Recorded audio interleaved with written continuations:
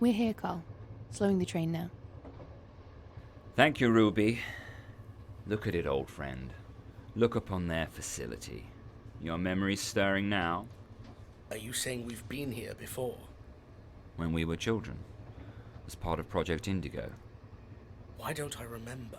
You will. In time. That's not what I asked. I see they've managed to put out the fire, Ruby. Impressive in just a few short hours. Clearly, we should have made it bigger. You didn't answer me, Karl. Why can't I remember? Why can you remember and I can't? I'm not going to answer that now, James. Why not? Because you wouldn't understand. Not yet. Not until you see what Project Indigo really is.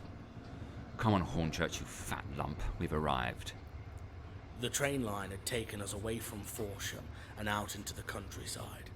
We had travelled a good portion of the journey in the smothering blackness of a large tunnel. As we emerged out under the velveteen blue of the night sky, the dominating feature of the landscape was a large Gothic building standing sentinel atop a hill. The eastern wing of the building had been badly damaged, a large portion of wall having crumbled away. The brickwork here was stained with soot, and there was an acrid smell in the air that reached us as we approached. The rest of the building remained largely intact, the odd architecture looking somewhere between a luxurious aristocratic estate and a medieval castle. For a moment I glimpsed someone standing on the low roof above the porch, watching the train approach. A figure that seemed somehow familiar watched as our carriage slowed, before raising a hand and pointing directly at me. It couldn't be. The burned man we had each seen in our dreams. How could he be here now when I was awake? You can see where Ruby and I escaped earlier. Oh, of course. How could I miss it? Your typical explosive exit?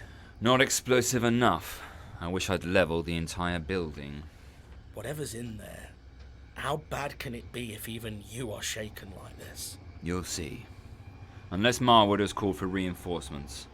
There shouldn't be too many of them in there now. Ruby and I dealt with a good few of them earlier. You mean killed? Yes. Karl. Don't you dare preach mercy or forgiveness to me at a time like this. Not on behalf of these monsters. What about the townspeople of Forsham? What do you mean? The black-eyed children. They came from this facility, yes? Yes. So when you blew down half the building, you let who knows how many of them escape. They followed the train line and ended up in Forsham. Maybe they could sense the two that Gerald had tried to rescue. Collateral damage. Damn it! Mother Marwood will be expecting us to return. She won't have wasted these last few hours. No, I expect the building will be defended. Just so you know, when we find that bitch, I'm going to break every bone in her body. Not if I beat you to it.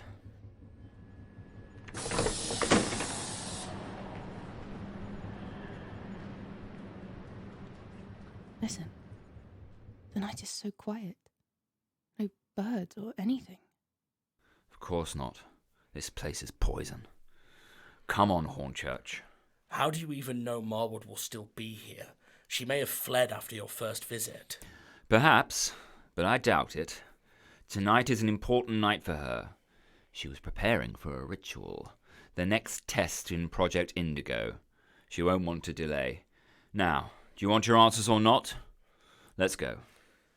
As we approached the darkened building, moving through the impossibly still night, I tried to spot the figure I'd glimpsed before, but he was nowhere to be seen.